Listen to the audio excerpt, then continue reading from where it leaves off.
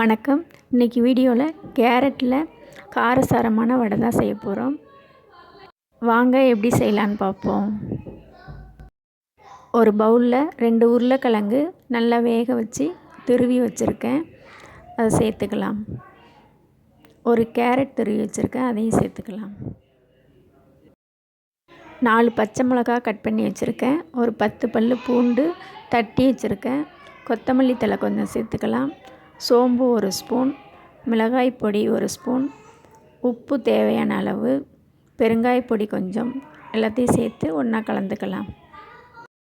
அரிசி மாவு 1 ஸ்பூன், சோள மாவு 1 ஸ்பூன் பெரிய ஸ்பூனால் சேர்த்துருக்கேன். கலந்து பார்த்துக்கிட்டு தேவைன்னா இன்னொரு ஸ்பூன் சேர்த்துக்கலாம்.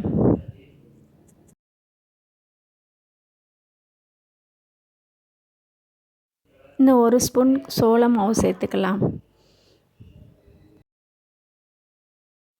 கையால் நல்லா பிசைஞ்சிட்டு கொஞ்சமாக தண்ணி சேர்த்து பிசைஞ்சிக்கலாம்.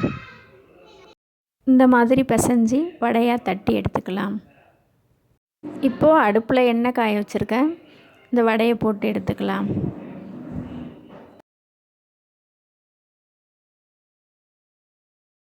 எண்ணெய் நல்லா காஞ்சதும் அடுப்பை மீடியமாக வச்சுக்கலாம். 2 பக்கமும் நல்லா திருப்பி விட்டு நல்லா கலர்ஃபுல்லாக வரும் இந்த வடை. உருளைக்கிழங்கெல்லாம் ஏற்கனவே வெந்தது தான். இந்த மசாலா பச்சை வடை போகிற அளவுக்கு நல்லா திருப்பி விட்டு நல்லா முருக வேக விடலாம். இப்போது நல்லா வெந்துடுச்சு, நல்ல கலராக இருக்குது பாருங்கள். நல்லா கிறிஸ்பியாக வரும் இந்த வடை. இதே மாதிரி நீங்களும் செஞ்சு பாருங்கள். செஞ்சு பார்த்துட்டு இந்த வீடியோ பிடிச்சிருந்தா ஸ்ரீபி கிச்சன் வீடியோஸை லைக் பண்ணுங்கள், ஷேர் பண்ணுங்கள், சப்ஸ்கிரைப் பண்ணுங்கள். நன்றி.